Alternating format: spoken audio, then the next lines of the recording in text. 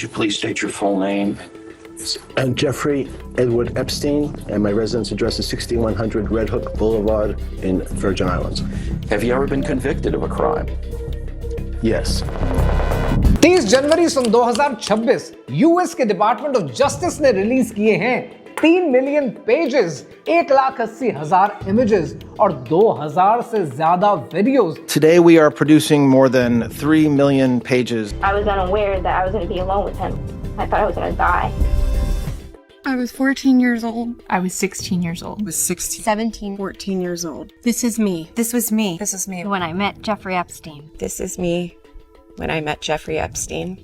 Jeffrey Epstein की file से वो आदमी जो खुद को दुनिया के पावरफुल लोगों का दोस्त रखता है, वो आदमी जो दुनिया का सबसे खतरनाक क्रिमिनल भी था, उसकी फाइल्स में ऐसे ऐसे नाम आ रहे हैं, लिटरली ऐसे ऐसे नाम आ रहे हैं, आप सुनेंगे आपके होश उड़ जाएंगे. Of people associated with Jeffrey Epstein. Prince Andrew and the former president Bill Clinton have been named. More are expected to come out. जब से ये फाइल्स रिलीज हुई हैं, सोशल मीडिया पे तरह तरह की बातें हो रही हैं. हर चीज वेरीफाइड नहीं है, लेकिन जो कुछ वेरीफाइड है वो खुद से इतना शॉकिंग है कि आप सुनेंगे तो आप कहेंगे कि लिटरली ये लोग भी.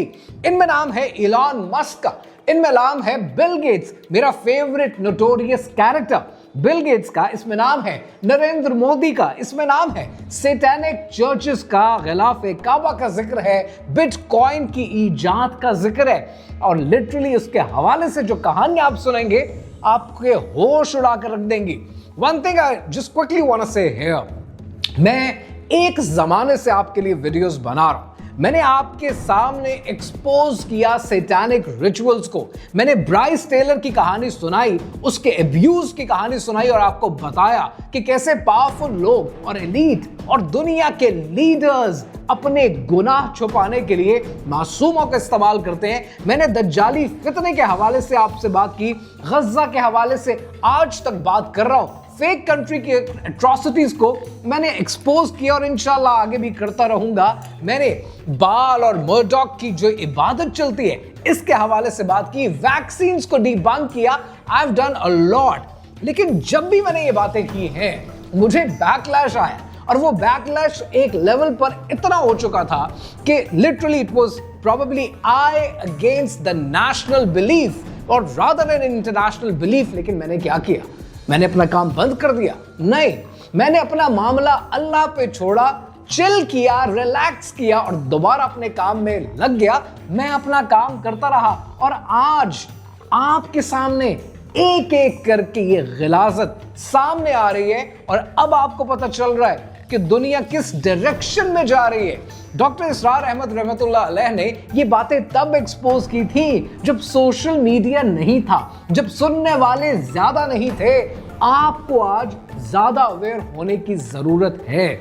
एप्स्टीन की फाइल से वो 10 केसेस क्या हैं जो आपके लिए जानने जरूरी हैं, कहानी क्या है, आइए समझते हैं.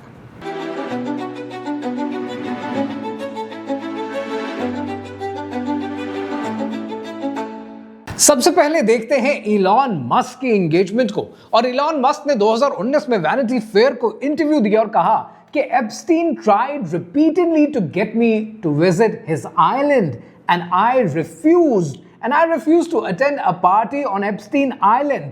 ये तो बात है जो इलॉन मस्क ने कही है, लेकिन जो डीओजे ने फाइल्स रिलीज की हैं ये तो कुछ और ही बात करती हैं. ये फाइल्स बात कर रही हैं कि नवंबर 24, 2012 इलॉन मस्क को एप्स्टीन ने ईमेल लिखी है और एप्स्टीन पूछ रहा है कि हेलीकॉप्टर में कितने लोग आ रहे हो, जिस पर इलॉन मस्क ने अगले दिन जवाब दिया है कि प्रोबेबली मैं और टलूला, जो कि उस वक्त उसकी बीवी थी, हम शायद 2 होंगे. और साथ ही सवाल पूछ लिया इलॉन मस्क ने कि ये बताओ कि तुम्हारे आइलैंड पे सबसे वाइल्डेस्ट पार्टी वो किस दिन होती है.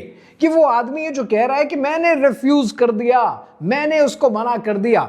दिसंबर 25, 2012 क्रिसमस डे पर इलॉन मस्क एप्स्टीन को ईमेल लिख रहा है और कह रहा है कि मैं पागलों की तरह काम कर रहा हूं, बच्चे आए हुए हैं और जरा ये बच्चे चले जाएं तो I really want to let loose और I really want to hit the party scene. मैं आना चाहता हूं पार्टी में, मुझे तरीका बताओ. ये वो आदमी है जो कहता है मैंने रिफ्यूज कर दिया. फिर दिसंबर 2013 के अंदर इलॉन मस्क कहता है कि मैं ऑलरेडी सेंट बार्ट्स के एरिया में हूंगा हॉलिडेज के लिए, is that a good time of the year for the party, जिसके ऊपर एप्स्टीन कहता है कि 1 तारीख से लेकर 8 तारीख के बीच में कभी भी आ जाओ, अच्छी पार्टी हो जाएगी। और ये बात है दिसंबर 2013 की, जिस पर इलॉन मस्क कहता है कि मैं 3rd को आ सकता हूं, और जवाब में एप्स्टीन लिखता है कि बैड न्यूज। 3rd को क्या सिचुएशन है? Bad news, unfortunately my schedule will keep me in New York. तो मना किसने किया? इलॉन मस्क ने मना किया या मना किया है एप्स्टीन ने? इंटरेस्टिंग बात यह है कि इलॉन मस्क का क्लेम बोगस साबित होता है।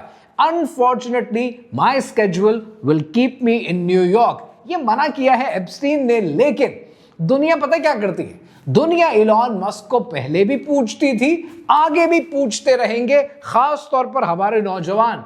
क्यों? क्योंकि पैसा है। तो जिसके पास पैसा है उसको पूछना जरूरी है। यह है फॉर्मूला आजकल के दौर का। और इस्लाम ने कभी भी पैसे की ज्यादती को, ज्यादा होने को हाईलाइट नहीं किया। वो आपकी पाइटी को, आपके नेक होने को रिप्रेजेंट नहीं करता। ये वो लोग हैं जो हमारे रोल मॉडल्स हैं। और अब बात करते हैं अपने फेवरेट कैरेक्टर की, बिल गेट्स की। अब देखते हैं जरा बिल गेट्स का केस, क्योंकि बिल गेट्स का केस बहुत डिस्टर्बिंग है। आपको याद होगा कि इसके हवाले से मैंने कितनी रील्स बनाई है, इन साहब को एक्सपोज करने की कोशिश की है, और मुझे आगे से जवाब मिलता था कि बड़ा अच्छा आदमी है, वैक्सीन्स देता है। ये वैक्सीन्स देने वाला आदमी बहुत दफा एक्सपोज कर चुका हूं, इनकी इन्वेस्टमेंट्स को एक्सपोज कर चुका हूं कि कितने अच्छे आदमी हैं, कितने बड़े सॉफ्टवेयर गुरु हैं। सब चोरी का माल है। छोटी कंपनी से सॉफ्टवेयर को लेकर उसे माइक्रोसॉफ्ट में मर्ज करते हैं, स्टॉक प्राइसेस को मैनिपुलेट करते हैं, पॉपुलेशन कम करना चाहते हैं, and the list goes on. इन्होंने जहां जहां पर इन्वेस्टमेंट कर रखी है ना, कभी डिटेल में उसको पढ़ने की कोशिश करें, आपके 14 तबक रोशन हो जाएंगे। बड़ा अच्छा आदमी है। फाइल्स में एप्स्टीन की ड्राफ्ट ईमेल्स मिली है जिसमें वो लिखता है, और ये जुलाई 18, 2013 की है। वो लिख रहा है इन ईमेल्स के अंदर, ये ड्राफ्ट ईमेल्स हैं तो शायद उसने अभी भेजी नहीं है। इन ड्राफ्ट ईमेल्स के अंदर एप्स्टीन क्लेम करता है कि बिल गेट्स को रशियन गर्ल्स के साथ एक्स्ट्रा मैरिटल अफेयर की वजह से एसटीडी हो गया, और वो चाहता था कि एंटीबायोटिक्स मेलिंडा को सीक्रेटली दे दिए जाएं। ओ माय गॉड, कितना अच्छा आदमी है, वैक्सीन देता है। ये ड्राफ्ट ईमेल्स है, और इन ड्राफ्ट ईमेल्स में एप्स्टीन क्या लिख रहा है? To add insult to the injury, you implore me to please delete the emails regarding your STD. You requested that I provide your antibiotics that you can surreptitiously give to Melinda. और यहां important बात यह है कि ये Epstein के claims हैं, ये वेरीफाइड नहीं है। ये ड्राफ्ट ईमेल्स हैं जो शायद उसने भेजनी थी, नहीं भेजी, भेजना चाहता था, नहीं भेज पाया। बिल गेट्स के स्पोक्स पर्सन ने कहा है कि these claims are absolutely absurd and completely false. लेकिन, और ये बहुत बड़ा लेकिन है, लेकिन बिल गेट्स की जो बेगम रही हैं, जो कि अब उनकी वाइफ नहीं है, मेलिंडा फ्रेंच गेट्स, उन्होंने 3 फरवरी 2026 को एनपीआर के वाइल्ड कार्ड पॉडकास्ट में एक इंटरव्यू दिया है। और इस इंटरव्यू में मेलिंडा गेट्स ने कहा है, for me it's personally hard whenever these details come up, right, because it brings bad memories of some very, very painful times in my marriage. Certainly, we can understand that कि ये कोई ऐसी कहानियां नहीं होती हैं जिनको बयान करते हुए इंसान को अच्छा महसूस हो। बट मेलिंडा गेट्स ने आगे पता है क्या कहा? उसी इंटरव्यू में वो आगे कहती हैं कि whatever questions remain there, I cannot even begin to know all of that. These questions are for those people and for my ex-husband. They need to answer these questions, not me. ये Melinda Gates हैं जो publicly कह रही हैं कि Bill Gates को जवाब देना चाहिए। याद है सन 2022 में एक इंटरव्यू में मेलिंडा गेट्स ने कहा था कि एप्स्टीन एक इविल पर्सोनिफाइड इंसान है, और बिल गेट्स को क्लियरली मना किया था कि उसके साथ ताल्लुकात बंद करें। गेट्स के और एप्स्टीन के जो आपस में ताल्लुकात हैं, ये सन 2012 से 2014 तक के डॉक्यूमेंटेड हैं। और एप्स्टीन, ये इंपॉर्टेंट बात है, एप्स्टीन आपको पता है कि कब कन्विक्टेड हुआ, सेक्स ऑफेंडर बना? 2008 में, यानी उसके बावजूद भी इनके ताल्लुकात हैं। न्यूयॉर्क टाइम्स ने 2019 में रिपोर्ट किया कि गेट्स ने एप्स्टीन के न्यूयॉर्क मेंशन में मल्टीपल डिनर्स किए हैं। अब सवाल यह है कि अगर ये सब एब्सर्ड है, फॉल्स है, तो मेलिंडा क्यों पब्लिकली कह रही हैं कि बिल गेट्स को जवाब देना चाहिए? अब आप एक काम करें, अब आप जाएं नेटफ्लिक्स पे, नेटफ्लिक्स खोलेंगे तो वहां पर आपको बिल गेट्स के दिमाग के ऊपर एक डॉक्यूमेंट्री मिलेगी, जहां पर ये भाई साहब कहते हैं कि मैं बहुत बिजी रहता हूं, इसलिए साल में एक थिंक वीक लेता हूं, जिसमें मैं किसी इंसान से नहीं मिलता हूं, किताबें होती हैं और मैं होता हूं। वो थिंक वीक होता है या वो एसटीडी वीक होता है, ये इनको क्लैरिफाई करने की जरूरत है। देखिए, यहां पर पॉइंट ये नहीं है कि कोई अपनी पर्सनल जिंदगी में क्या करता है, पर यहां मामला बच्चों का है। ये अंडर एज बच्चों की बात हो रही है, जो दुनिया के हर मजहब के मुताबिक, हर इखलाक के तकाजे के मुताबिक, इंसानियत के मुताबिक इससे गिरी हुई हरकत हो नहीं सकती, और ये सबसे बड़ा क्राइम है। पर आप तो अच्छे आदमी हैं, फ्री वैक्सीन्स देते हैं। आपको पता है इंटरेस्टिंग बात क्या है? इंटरेस्टिंग बात यह है कि हमें यह बताया गया था कि कोविड-19 एक अचानक आने वाली आफत है, लेकिन जनवरी 2026 की जो फाइल्स दास्तान सुना रही हैं, ये तो दास्तान ही कुछ और है। इन डॉक्यूमेंट्स में 2011 से लेकर 2014 के दरमियान ऐसी ईमेल्स और ऐसे मिनट्स ऑफ द मीटिंग सामने आए हैं कि जिसमें बिल गेट्स और जेफरी एप्स्टीन एक ग्लोबल पेंडेमिक सिमुलेशन पर काम कर रहे थे कोविड आने से 6 साल पहले। और इन फाइल्स को अगर आप देखें तो ये फाइल्स रिवील करती हैं कि एप्स्टीन ने गेट्स को मशवरा दिया कि ग्लोबल हेल्थ को एक बिजनेस मॉडल में कैसे कन्वर्ट किया जाए।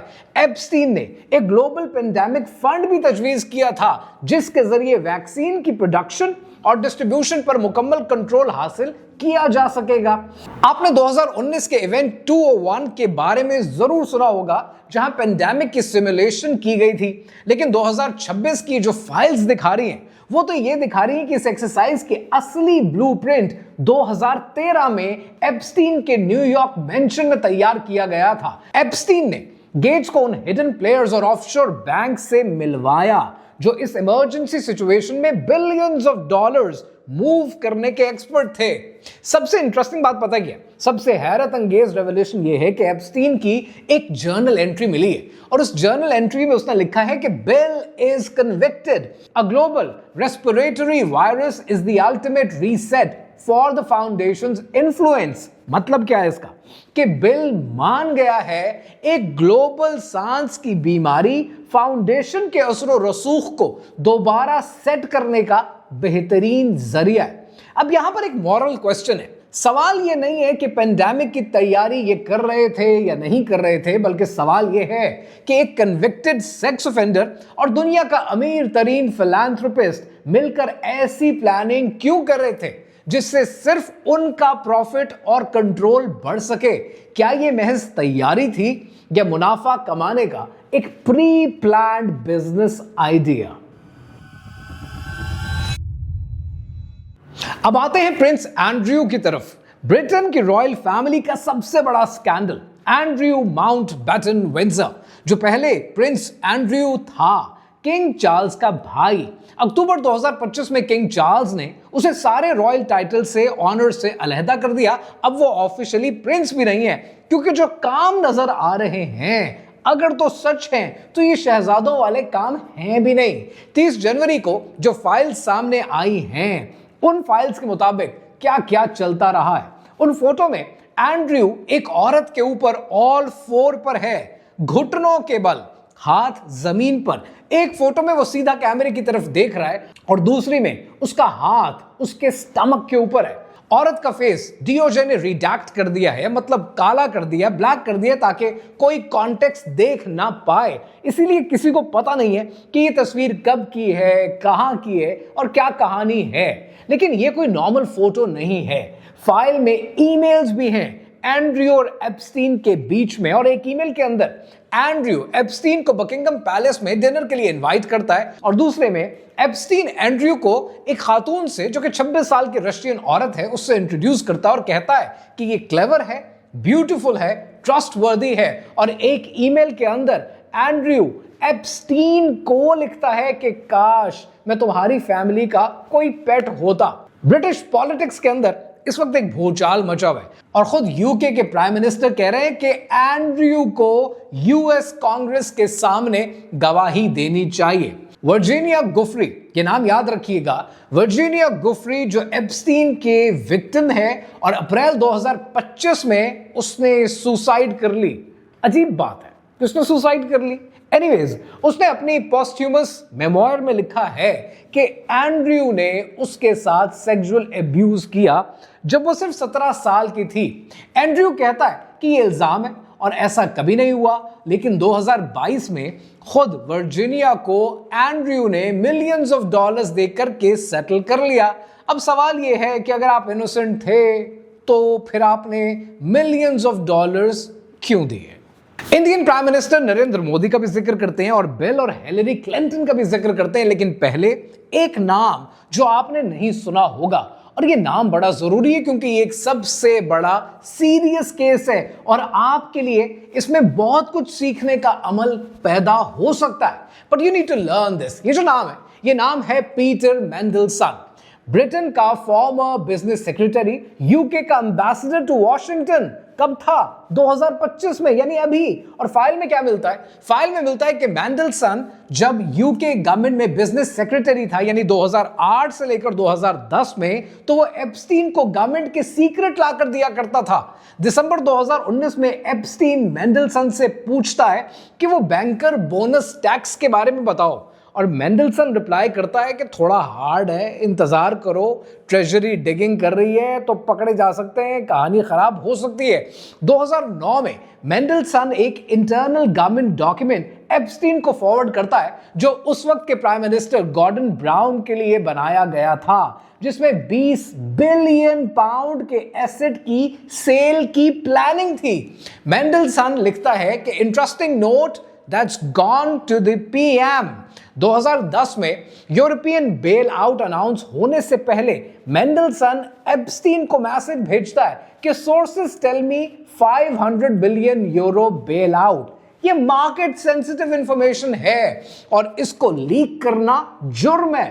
पर जेल कौन जाता है? जेल जाते हैं आप जैसे मेरे जैसे लोग। फाइल में और भी बहुत कुछ है। 2003 से 2004 में एप्स्टीन ने बहुत सारा पैसा मेंडलसन को भी, इसके पार्टनर को भी ट्रांसफर किया और बहुत कुछ होता रहा। अब ये बात इंपॉर्टेंट क्यों है? अब यहां पर ब्रिटेन की जो पॉलिटिक्स है उसके अंदर भूचाल आया हुआ है और वहां पर इस वक्त इसको पकड़ाओ धकड़ाओ सब कुछ चल रहा है। वहां पर साहब ने अपनी पोस्ट से एम्बेसडर की पोजीशन से भी निकाले गए, इसके बाद लेबर पार्टी से भी निकाले गए और उसके बाद हाउस ऑफ लॉर्ड से भी रिजाइन कर दिया कि लॉर्ड हैं, ये एमपी नहीं है, इंग्लैंड के मेंबर ऑफ द पार्लियामेंट नहीं है, ये लॉर्ड्स हैं। इनसे आप ये एक्सपेक्ट करते हैं। क्रिमिनल इन्वेस्टिगेशन शुरू हो चुकी है, मिसकंडक्ट हो रही है और खुद यूके के पॉलिटिशियंस कह रहे हैं कि ये सिर्फ यूके की आवाम के साथ धोखा नहीं है, ये यूके के प्राइम मिनिस्टर्स के साथ भी धोखा है जिनके अंडर ये सर्व करते रहे। अब सवाल ये है कि इतने इंपॉर्टेंट चीजें एप्स्टीन फाइल में है, मैं इस केस का जिक्र क्यों कर रहा हूं?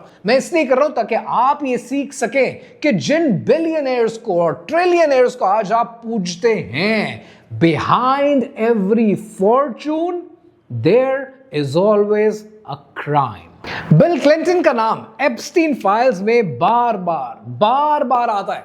दिसंबर 2025 में जो फोटोग्राफ्स रिलीज की गई हैं, bill Clinton shirtless hot tub में मौजूद हैं। एप्स्टीन के साथ मल्टीपल फोटोज हैं। CNN एनालिस्ट के मुताबिक बिल क्लिंटन ने एप्स्टीन के प्राइवेट जेट पर कम से कम 16 ट्रिप्स किए हैं 2002 से लेकर 2003 के बीच में।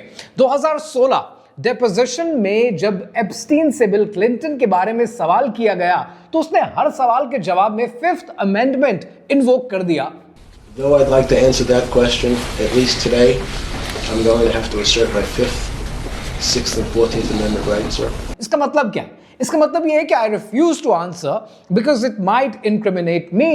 फाइल्स में ग्लेन मैक्सवेल, एप्स्टीन की कन्विक्टेड पार्टनर और क्लिंटन स्टाफर्स के बीच में 2001 से 2004 के बीच में ईमेल्स मौजूद हैं। हाउस ओवरसाइट कमेटी ने बिल और हिलरी दोनों को सुपीना किया, गवाही के लिए बुलाया, लेकिन क्लिंटन्स ने मना कर दिया।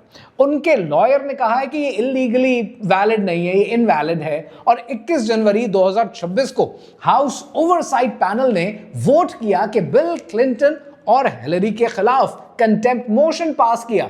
पता है कंटेम्प्ट मोशन का क्या बना? 34/8 पास हो गया और हिलरी क्लिंटन के खिलाफ 28/15 वो भी पास हो गया। यहां तक कि 9 डेमोक्रेट्स ने खुद बिल क्लिंटन के खिलाफ वोट दिया है। कमेटी के जो चेयर हैं जेम्स कॉर्नर, वो कहते हैं कि no one is accusing the Clintons of any wrong doing, we just have questions. लेकिन क्लिंटन के जो रिप्रेजेंटेटिव हैं वो कहते हैं कि बिल ने 2002 से 2003 के बाद एप्स्टीन से नाता खत्म कर दिया, ताल्लुक खत्म कर दिया और कोई ताल्लुक नहीं इनका आपस में। लेकिन फाइल्स कहती हैं कि 2009 तक मैक्सवेल, जो अब सेक्स ट्रैफिकिंग के लिए 20 साल की जेल काट रही हैं, क्लिंटन सर्कल्स में वेलकम थी। और 2013 में क्लिंटन ग्लोबल इनिशिएटिव कॉन्फ्रेंस में उन्हें ऑनर किया गया है। अगर सब कुछ 2003 में खत्म हो गया था तो 2009 फिर 2013 में मैक्सवेल के साथ एसोसिएशन क्यों था? यू नो व्हाट, आप इन सारी चीजों से कुछ प्रूव नहीं कर पाएंगे। एप्स्टीन फाइल्स सिर्फ गुमराही है, इससे आप कभी भी सच तक नहीं पहुंच जाएंगे और अगर पहुंच भी पाए तो इंसाफ कभी नहीं मिलेगा। अब बात करते हैं Indian prime minister Narendra Modi की। जनवरी 2026 की फाइल्स में 2017 की ईमेल सामने आई हैं और इन ईमेल्स के अंदर एप्स्टीन ने Indian prime minister Narendra Modi के बारे में अजीब बात लिखी है। एप्स्टीन ने दावा किया है कि उसने नरेंद्र मोदी को मशवरा दिया है कि वो इस्राइल का विजिट करें और वहां डांस करके, नाच कर डोनाल्ड ट्रंप को खुश करने की कोशिश करें। Indian ministry of foreign affairs ने इसे ट्रैशी रोमिनेशंस यानी फजूल ख्यालात कहकर रिजेक्ट कर दिया है। लेकिन ऑपोजिशन ने सवाल खड़ा कर दिया है। ऑपोजिशन तो पूछ रही है कि क्या एप्स्टीन ने स्टीव बैनन के जरिए मोदी तक रसाई हासिल की और क्या ऐसा करने की कोशिश की? फाइल में मोदी और एप्स्टीन के कोई डायरेक्ट मुलाकात के सबूत अभी तक नहीं मिले, पर आगे मिल सकते हैं। यू नेवर नो, क्योंकि आधी से ज्यादा फाइल्स तो अभी तक रिलीज भी नहीं हुई हैं। लेकिन एप्स्टीन के जो ख्यालात हैं मोदी के बारे में और जो कुछ उस बारे में लिखा है, ये बजाते खुद अपनी जात के अंदर एक पूरा सवाल है। जनवरी 2026 की एक्सट्रैक्शन में शामिल 1,80,000 इमेजेस में से कुछ इमेजेस एप्स्टीन के आइलैंड पर मौजूद ब्लू एंड व्हाइट टेंपल के अंदर के हैं। इन्वेस्टिगेटिव जर्नलिस्ट और ऑसनेट एक्सपर्ट्स ने क्लेम किया है कि वहां एक फैब्रिक, एक कपड़ा मिला है जिस पर कुरानी वर्सेस जैसा कुछ लिखा है। कुछ इस्लामिक पैटर्न्स मौजूद हैं जो बिल्कुल गिलाफे काबा के हवाले से है और गिलाफे काबा की किसी हिस्से जैसा हो सकता है। सवाल यह है कि एक पीडोफाइल के आइलैंड पे एक मुकद्दस चीज का क्या काम? क्या ये एप्स्टीन को किसी अरब क्लाइंट ने दिया है और बहुत से अरब लोगों के नाम इसमें मंजर आम पर आ रहे हैं, but you never know until you know, there is nothing proven so far. या फिर ये एप्स्टीन की ओकल्ट कलेक्शन का हिस्सा है। इस रेवलेशन के अंदर अगर आप गौर से देखेंगे तो मुस्लिम दुनिया के अंदर सर्टनली एक गमो गुस्सा पाया जाता है जो कि जायज बनता है, लेकिन शायद मेरी कोशिश ये होगी कि गिलाफा काबा के हवाले से और गिलाफे काबा और एप्स्टीन इकट्ठे एक जुमले में अच्छे लगते नहीं हैं, इसलिए इसके हवाले से ज्यादा बात ना की जाए तो बेहतर है, क्योंकि जितनी ज्यादा बात करेंगे वो गुमराही के जुमरे में आएगा और वो बेहुरमती के जुमरे में आएगा। और यही मशवरा उन तमाम इन्फ्लुएंसर्स को भी मैं दूंगा जो इस वक्त एप्स्टीन फाइल्स को कवर कर रहे हैं। Try avoiding it the best you can. इसी आइलैंड पे सिर्फ एक मंदिर ही नहीं था, बल्कि एक छोटा सा स्टोन चर्च भी मौजूद था जिसे मर्डॉक चर्च के नाम से रेफर किया गया है। 2026 की फाइल से पता चला है कि इस चर्च की बुनियाद में साउंड प्रूफ चेंबर्स बनाए गए। आर्किटेक्चरल मैप दिखाते हैं कि चर्च का डायरेक्ट कनेक्शन एप्स्टीन के मेन मेंशन के अंडरग्राउंड टनल के जरिए होता था। डॉक्यूमेंट्स के मुताबिक इस चर्च में आने वाले लोगों की लिस्ट में मीडिया मोगल रूपर्ट मर्डॉक का नाम भी शामिल है। अब ये चर्च क्या था? वहां पर सेटनिक रिचुअल्स हुआ करते थे, वहां पर बाल की इबादत की जाती थी, वहां मर्डॉक को माना जाता था। ये कहानी क्या है? या वहां पर सैक्रिफाइसेस दिए जाते थे? अब ये बातें आहिस्ता आहिस्ता आपके सामने आनी शुरू होंगी। एंड लाइकवाइज आपने पिज्जा गेट के बारे में सुना होगा, लेकिन जनवरी 2026 की फाइल्स ने इसे कंफर्म कर दिया। इन 3 मिलियन पेजेस के अंदर हजारों ईमेल्स ऐसी मिलेंगी कि जिसके अंदर पिज्जा, चीज, हॉट डॉग जैसे अल्फाज यूज किए गए हैं, जबकि वहां उस आइलैंड पर कोई डिलीवरी का निजाम मौजूद नहीं था। वहां पर कुछ ऐसा नहीं था कि आपने किसी ऐप से मंगवा लिया।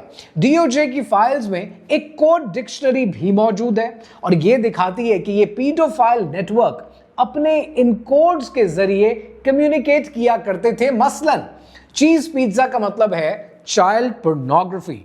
इन फाइलों ने उन लोगों के चेहरे बेनकाब कर दिए जो सालों तक इस सब को कॉन्स्पिरेसी थ्योरी कहकर मजाक उड़ाया करते थे।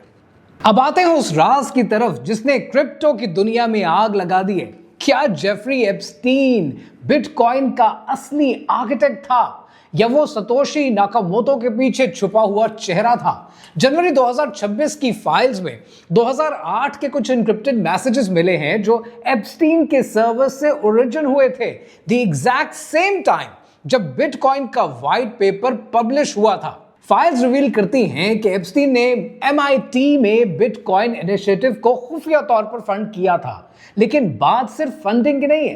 एक ईमेल में एप्स्टीन ने अपने एक एसोसिएट को लिखा है, the new digital ledger is ready, it will make banks obsolete and our transactions invisible. 2026 की एक्सट्रैक्शंस में सेनेटर रॉन वेडन की टीम ने 270 सस्पिशियस वायर ट्रांजैक्शंस ट्रेस किए हैं जो बैंक ऑफ न्यूयॉर्क मेलन से कोल्ड वॉलेट में गए। एक्सपर्ट्स का क्लेम है कि एप्स्टीन के पास हजारों बिटकॉइंस थे जो उसने तब जमा किए थे जब एक BTC $1 की कीमत के बराबर था। डिस्कशंस तो ये भी चल रही हैं कि एप्स्टीन ने बिटकॉइन को सिर्फ पैसा कमाने के लिए इस्तेमाल नहीं किया, बल्कि ब्लैकमेलिंग के लिए डिजाइन किया था। वो अपने VIP क्लाइंट से डोनेशन और ब्लैकमेलिंग का पैसा क्रिप्टो में लेता था ताकि FBI उसे ट्रेस ना कर सके।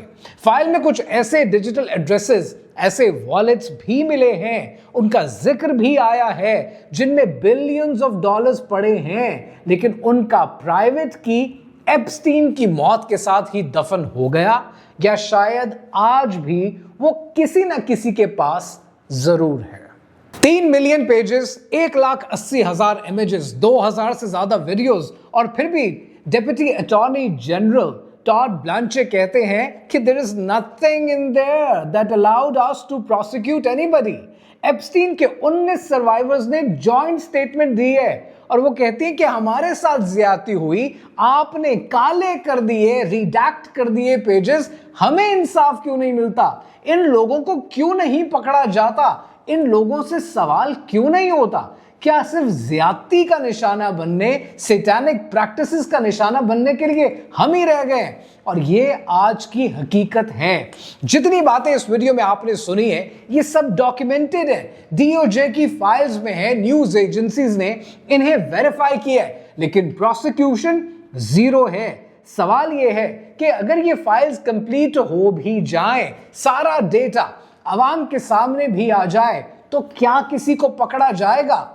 शायद हरगिज नहीं। और ये जब बच्चों की एंगेजमेंट होती है, बच्चों की इन्वॉल्वमेंट इसमें शामिल है, तो ये डूब मरने का मकाम है हर उस फॉलोअर के लिए जो अंधाधुंध अपने लीडर को खुदा मानकर उसके पीछे चलना शुरू कर देते हैं, जो इबरत से भी ना समझें, दलाइल भी जो ना माने, जो इबरत से भी ना समझें, दलाइल भी जो ना माने, कयामत खुद बताएगी कयामत क्यों जरूरी थी।